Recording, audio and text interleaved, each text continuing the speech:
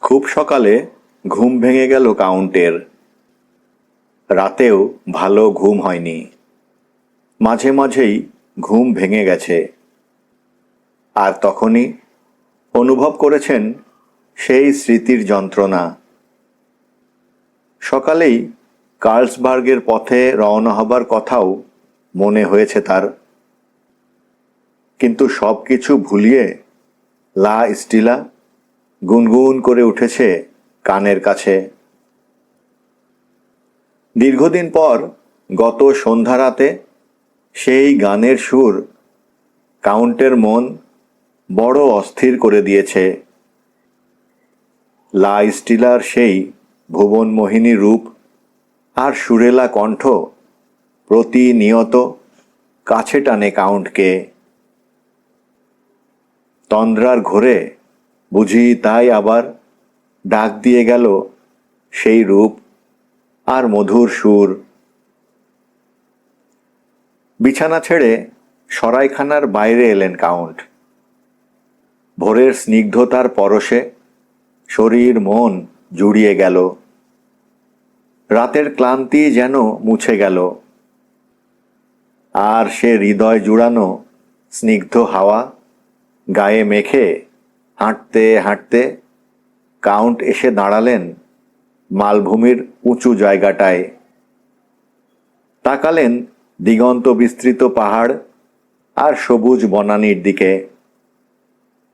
ভোরের আলোয় ধীরে ধীরে জেগে উঠছে সবকিছু। পকেট থেকে দূরবীন বের করলেন তিনি। কার্পেথিয়ান দুর্গের দিকে তাক করে চোখ রাখলেন দূরবীনে। মুহূর্তের মধ্যেই কাউন্টের চোখে স্পষ্ট হয়ে উঠল কার্পেথিয়ান দুর্গ। অন্ধকারের বিভীষিকা এখনো সেই আতঙ্কপুরীর আনাচে কানাচে। কেউ কি বাস করছে ওখানে? কোনো চোর ডাকাত বা খুনের আসামি? কার্লসবার্গে গিয়ে পুলিশ পাঠাবার ব্যবস্থা করবেন বলে কথা দিয়েছেন কাউন্ট। কিন্তু ওখানে যদি ব্যারন রুডল্ফ থাকেন, ডান চোখ কানা আরফানিকও থাকতে পারে তার সঙ্গে। ব্যারনের নিত্যসঙ্গী আরফানিক আবার বৈজ্ঞানিক। ওই বেটাই সমস্ত ভূতপ্রেতের খেলার উদ্ভাবক হতে পারে। লোকচক্ষুর অন্তরালেই থাকতে ভালোবাসে তারা দুজন। সুতরাং ওইসব ভেলকিবাজি দেখিয়ে সাধারণ মানুষকে কেল্লার কাছে ঘেঁষতে দিতে না চাওয়াই তাদের পক্ষে স্বাভাবিক ঘটনা। ঘটনা যদি তাই হয়, তবে কার্লসবার্গে গিয়ে পুলিশ পাঠানো কি ঠিক হবে? ব্যারন রুডল্ফ যদি এভাবে থেকে শান্তি পায়, তবে তাতে ব্যাঘাত ঘটাবার কোনো অধিকারী কাউন্টের নেই। আর কি বা প্রয়োজন ওসব ব্যাপারে নাক গলিয়ে? রোজকা এসে কখন যে পাশে দাঁড়িয়েছে টেরই পাননি কাউন্ট। ওর দিকে তাকিয়ে একটু হাসলেন তিনি এবং খুলে বললেন মনের ভাবনাগুলো। চুপচাপ শুনল রোজকো। তারপর বলল, ঘটনা হয়তো তাই। নিজের বাড়িতে ফিরে এসেছেন ব্যারন, আর তা নিয়ে কেউ মাথা ঘামাক তা তিনি পছন্দ করছেন না। তোমারও তাহলে একই কথা? তাই আমরা দেশ ভ্রমণে এসেছি, দেখে শুনে চলে যাব। গাঁয়ের লোকের সমস্যা নিয়ে আমাদের মাথা ব্যথার কোনো দরকার নেই। পুলিশ ডাকবে না কি করবে ওসব ওদের ব্যাপার, ওরাই বুঝুক। ঠিক বলেছ। তাহলে আর দেরি নয়, চলো। কিছু মুখে দিয়েই বেরিয়ে পড়ি আমরা। তাই চলুন। তবে একটা কথা, পা বাড়াবার আগে রোজকোর দিকে তাকালেন কাউন্ট। সিল উপত্যকার দিকে যাবার পথে একটু দেখে যাব আমি। কি দেখবেন? পাঁচিলের বাইরে থেকে কার্পেথিয়ান দুর্গের চেহারাটা। না গেলেই কি চলে না? উৎকণ্ঠা ফুটে উঠল রোজকোর কণ্ঠে। পুরনো স্মৃতিতে বড় কষ্ট পায় তার তরুণ মনিব, এ কথা সে জানে। এমনিতেই প্রচুর ধকল গেছে মনিবের, আবার কেন সেই স্মৃতিকে জাগিয়ে তোলা? কিন্তু বাধা দিয়েও কোনো কাজ হবে না জানে রোজকো। একবার যখন ওই দুর্গের কাছে যাবার কথা মনে উদয় হয়েছে, তখন তা থেকে আর মনিবকে নিবৃত করা যাবে না। ভীষণ একরোখা মানুষ তিনি। না, দুর্গের দিকে চোখ তুলে নির্বিকার কণ্ঠে বললেন কাউন্ট। আমিও জানি লাভ কিছুই নেই, তবু মন টানছে। এত কাছে এসে এক নজর না দেখে চলে যাই কি করে? মনে মনে প্রমাদ গুনল রোজকো। বাইরে থেকে যখন দেখতে চেয়েছে, দেখবেই, আর ঠেকানো যাবে না। কাছে গিয়ে আবার কার্পেথিয়ান দুর্গের ভেতরে ঢোকার ইচ্ছে যদি জাগে, তবেই হয়েছে। নিকের মতো বেঘরে প্রাণটা যাবার দশা হবে। জোনাসের পাওনা গন্ডা মিটিয়ে কিং ম্যাথিয়াস থেকে বের হতে হতে প্রায় দুপুর হয়ে গেল। তাকে বিদায় জানাতে এলো গাঁয়ের গণ্যমান্যরা। সবার কাছ থেকে বিদায় নিয়ে মিরিওটার সামনে দাঁড়ালেন কাউন্ট। হাসি মুখে বললেন, বিয়েটা তাড়াতাড়ি সেরে ফেলতে। সবশেষে হাত মেলালেন মাস্টার কোলজের সঙ্গে। বললেন, পুলিশে খবর দিয়ে ভূতের উপদ্রব বন্ধ করে নিন। কথাটা বলা খুবই সহজ স্যার, নীরস শোনালো মাস্টার কোলজের গলা।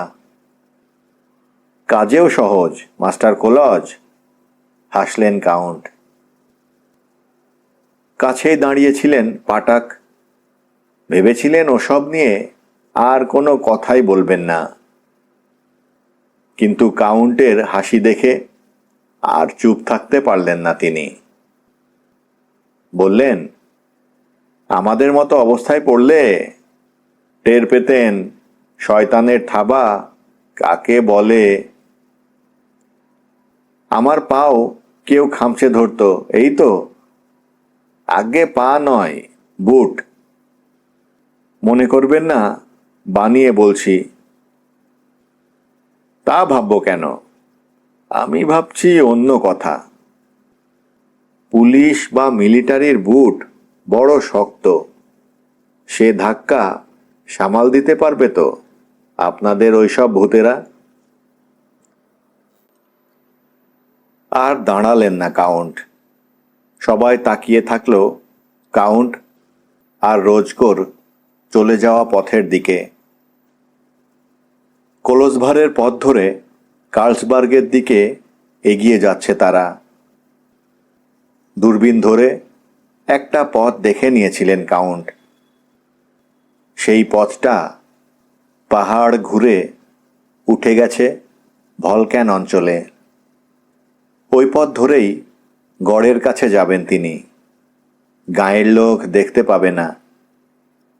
কার্পেথিয়ান দুর্গ দেখতে যাবেন, এ কথা গ্রামবাসীদের জানাননি তিনি ইচ্ছে করেই। আপন মনে বিভোর হয়ে হাঁটছেন কাউন্ট। পাহাড়ি পথে হাঁটলেন একটানা 2 ঘন্টা। তারপর বিশ্রাম নিলেন আধ ঘন্টা। এবার যেতে হবে ভিন্ন পথে দুর্গের দিকে। গ্রামবাসীদের চোখ এড়াতে পাহাড় ঘুরে যাবার জন্যে হাঁটতে হবে দ্বিগুণ পথ। তা সত্ত্বেও সূর্য ডোবার আগেই পৌঁছুতে পারবেন গড়ের কাছে। দেখে নিতে পারবেন গড়ের চেহারা দিনের আলোতে। তারপর আবার পথ চলা। রিভার্জেল শহরে পৌঁছুতে অবশ্য রাত হয়ে যাবে। কিন্তু কাউন্টের হিসেব ঠিক মিলল না, কারণ পথঘাটহীন ঘন ঝোপঝাড় আর গভীর খানাখন্দে ভরা উপত্যকা পাড়ি দিয়ে ভলক্যানের রাস্তায় উঠতেই 5টা বেজে গেল। পথ যে এতটা দুর্গম হবে তা কখনো ভাবেননি কাউন্ট। পথের ক্লান্তি সত্ত্বেও থামলেন না তিনি। দুর্গের উত্তর দিক দিয়ে এগিয়ে চলেছেন। গড়ের টানাপুল বা প্রধান তোরণ পূর্ব দিকে, কিন্তু তা নিয়ে ভাবছেন না কাউন্ট। গড়ের ভেতরে ঢোকার কোনো ইচ্ছে নেই তার। পোরগাল প্লেটোর শেষ সীমানায় দুর্গের কাছে যখন পৌঁছলেন তখন প্রায় 7টা বাজে। থেমে গেলেন কাউন্ট। সামনে বিশাল পাহাড়ের মতো কালো পাথরের স্তূপ। কোনো আকার নেই, কোনো গঠন নেই, যেন প্রস্তর যুগের কোনো দানবিক কাণ্ডকারখানা। মহাকাল বুঝি ধূসর কালো রূপ ধরে ঠায় থেমে আছে ওই উঁচু দেয়াল ঘেরা পাথর স্তূপের গায়ে। দেয়ালের বাইরে দাঁড়িয়ে অবাক বিস্ময়ে গড়ের দিকে তাকিয়ে থাকলেন কাউন্ট ও রোজকো। এমনই সব পুরনো কেল্লাই নাকি চোরাপথ থাকে? পাতালে থাকে সুড়ঙ্গ? মৃত্যুপুরীর গোলকধাঁধার ছক বিছানো থাকে সেখানে? এই কেল্লাতেও সে গোলকধাঁধা আছে কিনা কে জানে। এ কেল্লাতেও এসব কিছু থাকা বিচিত্র নয়। ব্যারন রুডলফের মতো উদ্ভট চরিত্রের লোকের জন্যে বুঝি জনমানবহীন এমনই নরকপুরী উপযুক্ত স্থান।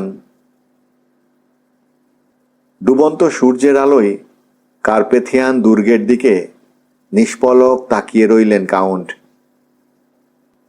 যে প্রাসাদ শীর্ষে একদিন উড়ত শৌর্য বীর্যের পতাকা, বিশাল উপত্যকা কাঁপিয়ে বাঁচত কাড়া না কাড়া, উৎসবে মুখরিত হয়ে উঠত চারদিক, রণহুঙ্কারে টকবক করে উঠত বুকের রক্ত, সবই সবই আজ স্তব্ধ, নীরব, অতীত।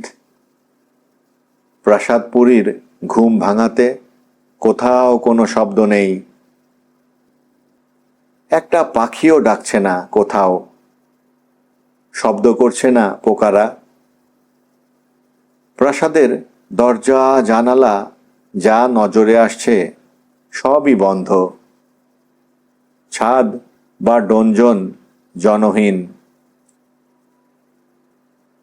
সূর্য ডুবে যেতেই অস্থির হয়ে উঠল রোজকো। এতক্ষণ মনিবের তন্ময়তায় বাধা দেয়নি সে, কিন্তু আর দেরি করা যায় না। সূর্য ডুবে যেতেই অন্ধকার দ্রুত ছড়িয়ে পড়ল চারদিকে। এর মধ্যেই অজানা অচেনা পথে হেঁটে যেতে হবে অনেক দূর। ধ্যানমগ্ন মনিবের দিকে তাকিয়ে রোজকো বলল, আমাদের আর দেরি করা ঠিক হবে না। কোনো উত্তর পেল না রোজকো। আবার বলল, এখনই যাত্রা না করলে লিভারজেলে কোনো সরাইখানায় খোলা পাবো না মালিক। এই তো আর একটু। দম দেয়া পুতুলের মতোই থেমে গেল কাউন্টের কণ্ঠ। কোনো দিকেই হুঁশ নেই, কোনো বোধ নেই। ঠায় দাঁড়িয়ে শুধু তাকিয়ে আছেন প্রাসাদের দিকে, একটুও নড়ছেন না। ভেতরে ভেতরে একটা চাপা উত্তেজনা তাকে ভীষণভাবে যেন আটকে রেখেছে। রওনা দেয়া দরকার জেনেও নড়তে পারছেন না। কিন্তু কেন? কিছুই জানেন না কাউন্ট। ভেতরে যাবার ইচ্ছে কি জাগছে মনে? গেলে ক্ষতি কি? রহস্যময় ব্যারনের রহস্যপুরীর ভেতরটা একবার ঘুরে এলে কেমন হয়? কাউন্টের মুখের দিকে তাকিয়ে শঙ্কিত হয়ে উঠল রোজকো। সে বুঝতে পারল মনিবের মনের ভেতর একটা বিপজ্জনক ইচ্ছে ধীরে ধীরে জেগে উঠছে। এই দুর্গের কাছে থাকা আর উচিত হবে না। তাই কাউন্টের কাছে 2 পা এগিয়ে রোজকো বলল, আমাদের এখনই রওনা দেয়া দরকার। আপনি চলুন। এই তো, চলো রোজকো। মুখে বললেন বটে, কিন্তু একটুও নড়লেন না কাউন্ট। অন্ধকার নামল চারদিকে। আঁধারের মাঝে ক্রমে ক্রমে আবছা হয়ে এলো কার্পেথিয়ান দুর্গ। অস্পষ্ট। এর মাঝেই স্মৃতির সাগরে নিমগ্ন কাউন্ট নির্নিমেষ তাকিয়ে আছেন কার্পেথিয়ান দুর্গের দিকে। মালিক, আমার কথা কি?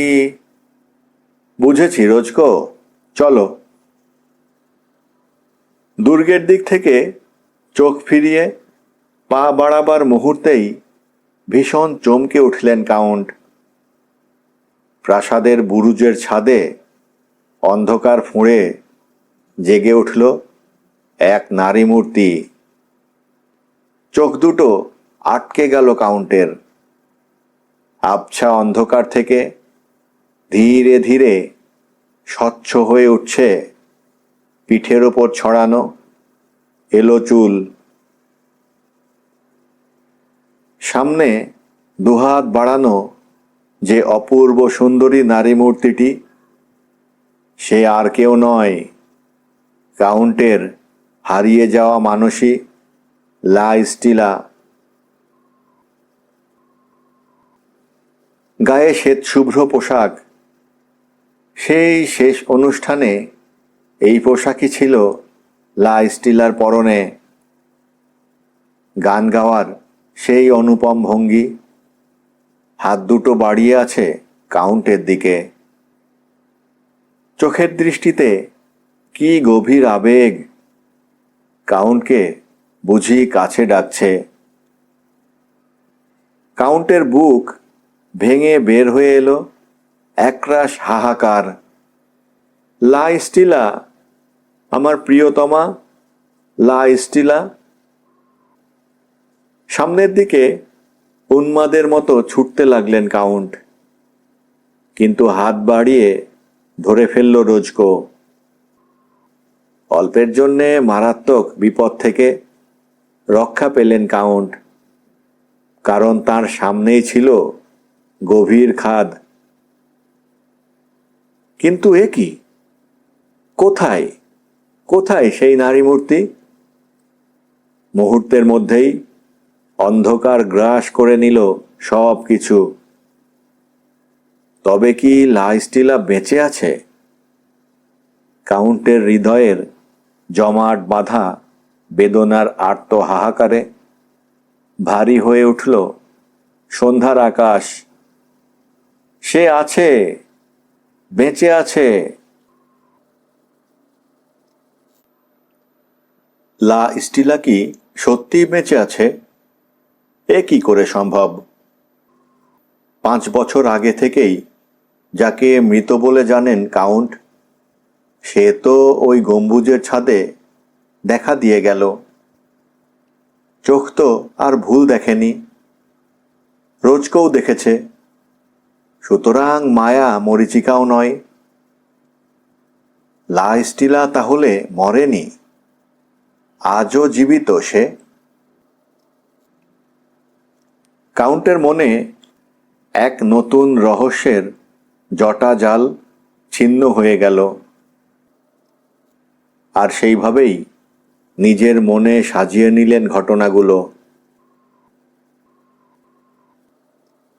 মঞ্চে পড়ে গিয়ে অজ্ঞান হয়ে যায় লা স্টিলা, কিন্তু মরেনি। অজ্ঞান অবস্থায় কাউন্টকে নিয়ে আসা হয় হোটেলে, আর সে সুযোগটাই নেয় ব্যারন রুডলফ। কোলাহল আর হাই হুতাশের মধ্যে সবার অলক্ষ্যে জ্ঞানহীনা লা স্টিলাকে সরিয়ে ফেললেন ব্যারন। পরদিন মহা সমারোহে সমাধিস্থ হল শুধু শূন্য কফিন। এদিকে জ্ঞান ফিরলে সুকৌশলে লা স্টিলাকে নিয়ে আসেন এই নির্জন পুরীতে ব্যারন। প্রাসাদের বন্ধ গণ্ডির ভেতর আটকে রেখেছেন 5 বছর ধরে। গম্বুজের ছাদে আচমকা দেখা দিয়ে গেল সেই বন্দিনী লা স্টিলা। এই ভাবনা কি একেবারেই অবাস্তব, অবিশ্বাস্য? যদি তাই হবে, তবে কয়েক মুহূর্ত আগে এই দুর্গম পাহাড়ি বনাঞ্চলের দুর্ভেদ্য ছাদে সে কি করে দেখা দেবে? সে প্রশ্নই ভীষণভাবে ঘুরপাক খেতে থাকল কাউন্টের মনের ভেতর। চিন্তার স্নায়ুগুলো যেন অবশ হয়ে যাচ্ছে তার। বিহবল কণ্ঠে রোজকোকে বললেন, আমার ভিতর, বুঝলে রোজকো, সব কেমন যেন গোলমাল হয়ে যাচ্ছে। আমি কিছু চিন্তা করতে পারছি না। রোজকো, তুমি... মালিক, এ নিয়ে না ভাবলেই আপনি সুস্থ বোধ করবেন। তুমি বুঝতে পারছো না রোজকো, যার জন্যে আমার এত প্রতীক্ষা, সেই লা স্টিলা ডাকছে আমাকে। আমি যাব। পাগলামি করবেন না দয়া করে মালিক। তুমি বড় বাজে বকো রোজকো। আমাকে এক্ষুনি যেতে হবে। আজ রাতেই লা স্টিলাকে বন্দিদশা থেকে মুক্ত করব আমি। কাউন্টের অবস্থা দেখে ভীষণ রকম ঘাবড়ে যায় রোজকো। রাতটা যদি কোনো মতে ঠেকানো যায় তবু রক্ষা। বলল, ঠিক আছে, কাল সকালেই না হয় যাবেন। কাল সকালের জন্যে বসে থাকা যায় না। লা স্টিলা দুহাত তুলে আমাকে ডেকেছে, আমিও তার ডাক শুনেছি। রোজকো, সে তো আমার অপেক্ষায় থাকবে। এই রাতেই যেতে হবে আমাকে। তাহলে আমিও সঙ্গে যাব। না রোজকো, একা যাব আমি। কি করে ঢুকবেন দুর্গে? নিক ডেক ঢুকতে পারেনি। কিন্তু যে কোনো উপায়ে ঢুকবই আমি। ফটক তো বন্ধ, খুঁজলে কোথাও দেয়াল ভাঙা পাওয়া যাবে। সেই ভাঙা পথে আমিও অনুসরণ করব আপনাকে। না, আমি কি তবে এখানেই অপেক্ষা করব? তাও না, তুমি যাবে বার্স্ট গ্রামে। না না, সেখানেও যেও না, দরকার নেই ওদের এসব কথা বলে। সকালে তুমি ভলক্যান রোডে চলে যেও। না থাক, তুমি বরং সকালে কয়েক ঘন্টা অপেক্ষা করবে এখানে।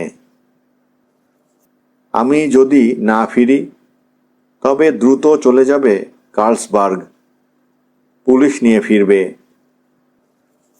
অনেক গোলাবারুদ আনতে বলবে ওদের। সহজভাবে না হলে কেল্লা উড়িয়ে দিয়েই ব্যারনের মুঠো থেকে ছিনিয়ে আনতে হবে লা স্টিলাকে।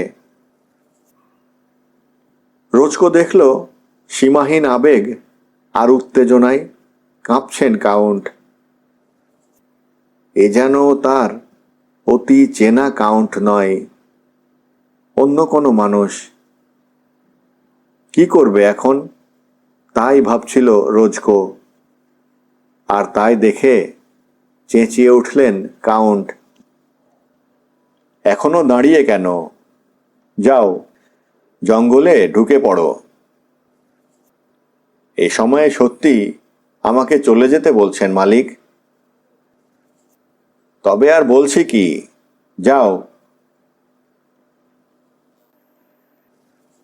এরপর আর দাঁড়িয়ে থাকতে পারল না রোজকো। মনিবের নির্দেশ পালন করাই এখন একমাত্র কাজ তার। একজন বিশ্বস্ত সৈনিকের মতো নির্দেশ পালন করাই তার স্বভাব। আর দাঁড়িয়ে থেকেও কোনো লাভ নেই। রোজকোকে নির্দেশ দিয়েই কেল্লায় ঢোকার জন্যে অন্ধকারে মিশে গেছেন কাউন্ট।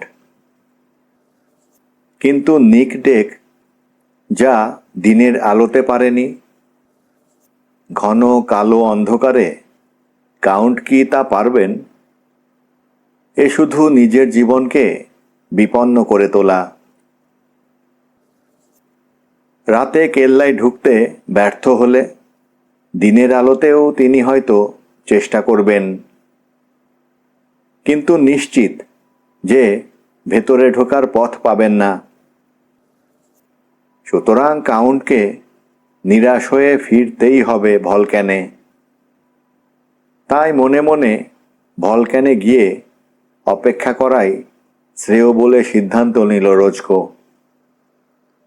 মনিব ফিরে এলে দুজনে মিলে যাবে কার্লোসবার্গে। পুলিশ নিয়ে এসে ব্যারনের শয়তানি চিরদিনের জন্যে ঘুচিয়ে দেবে। অন্ধকারে গা ভাসিয়ে দিয়ে কাউন্ট পা টিপে টিপে পৌঁছে গেলেন পরিখার কিনারায়। তারপর চললেন বাঁ দিকে, বুরুজের দিকে। মনে তার প্রচণ্ড দোলা। লা স্টিলা বেঁচে আছে। ব্যারনের নাগপাশ থেকে ওকে উদ্ধার করতেই হবে। কিন্তু এই অন্ধকারে তা কি সম্ভব হবে? কেল্লার ভেতরে ঢোকার জন্যে দেয়ালের ফাঁক ফোকর খোঁজা দূরে থাক, পথ চলায় যে বিপজ্জনক। উঁচু নিচু খানাখন্দ, পাথর, কাঁটা ঝোপ কিছুই অনুমান করা যাচ্ছে না। পা ফসকে বা হোঁচট খেয়ে যে কোনো সময় মারাত্মক বিপদ ঘটে যেতে পারে। তবু এগিয়ে চলেছেন কাউন্ট। পাহাড়ে জঙ্গলে চলে ফিরে অভ্যস্ত ছিলেন বলেই রক্ষে। শারীরিক শক্তি ও কষ্ট সহিষ্ণুতা দুটোই আছে তার। পা ঘষে ঘষে চললেন অনেকক্ষণ। চলেছেন পরিখার কিনার ধরে। কাউন্ট জানেন কিনার ছাড়লে নির্ঘাত পথ হারাতে হবে। তখন কোনো খাদে পড়ে বা পাথরের বুকে আছড়ে পড়ে প্রাণটা দিতে হবে। সাবধানী কাউন্ট এভাবে আরও কিছুক্ষণ চলার পর বুঝলেন পরিখাটা বাঁক নিয়েছে দক্ষিণে। আর এদিকের পাঁচিলেই আছে টানা পুল এবং প্রধান ফটক। বাঁক ঘুরে আসতেই পথের প্রতিবন্ধকতা আরও দুর্গম হয়ে উঠল। বড় বড় ধারালো পাথর, কাঁকর আর আলগা নুড়ি। পরিখার কিনারা ধরে এসবের মাঝ দিয়ে পথ চলা অসম্ভব। সিদ্ধান্ত বদলে সরে এলেন কাউন্ট। হায় রে, এই সময়ে যদি প্রাসাদের কোনো জানালা থেকে আলোর কণা দেখা যেত তবে। এবার হামাগুড়ি দিয়ে চললেন কাউন্ট। ধারালো পাথরে লেগে কেটে গেল হাতের তালু। পাথরের গায়ে হাত রেখে অন্ধকারেও বুঝলেন বেশ রক্ত ঝরছে। ঝরুক, কাঁটায় আটকে যাচ্ছে জামা কাপড়। ছিঁড়ে যাক, কোনো কিছুতেই ভ্রুক্ষেপ নেই কাউন্টের। বুড়ো গির্জের ঘণ্টা শুনে ভয়ে কেঁপেছিল নিক আর পাঠাক। এখন বাজলে পথ চিনতে পারতেন কাউন্ট। কেল্লা থেকে তীব্র আলোর ছটা আকাশে উঠলেও এই অন্ধকারে পথ হারিয়ে ক্ষত বিক্ষত হতে হতো না কাউন্টকে। পরীক্ষা কোন দিকে অনুমান করতে পারছেন না তিনি।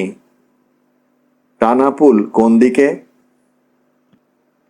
এরকম অনিশ্চয়তার মধ্যে গা ভাসিয়ে দিয়ে পথ চলার কোনো অর্থ হয় না। এভাবেই কি অন্ধকারে থেমে থাকতে হবে তাকে? কথাটা ভাবতেই রাগে দুঃখে নিজের মাথার চুল নিজেই ছিঁড়তে ইচ্ছে হলো তার। রাতের অন্ধকারে চুপি সারে না ঢুকতে পারলে যে ব্যারন হুঁশিয়ার হয়ে যাবে। দিনের আলোতে সহজেই দেখে ফেলবে কাউন্টকে। ব্যারনকে সে সুযোগ দিতে চান না কাউন্ট। দিনের আলো ফোঁটার আগেই যেমন করে হোক কেল্লায় ঢুকতে হবে। কিন্তু কেল্লা কোন দিকে? তার চারদিকেই তো নিঃসীম অন্ধকার। কোন দিকে যাবেন তিনি? পথ হারিয়েছেন কাউন্ট। এখন উপায়?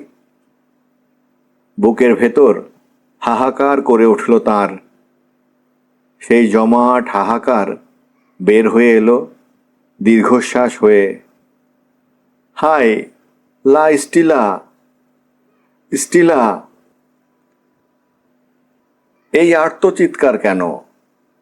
কাউন্ট কেন ডাকছেন লা স্টিলাকে? এই ডাক কি পৌঁছবে বন্দিনী লা স্টিলার কানে?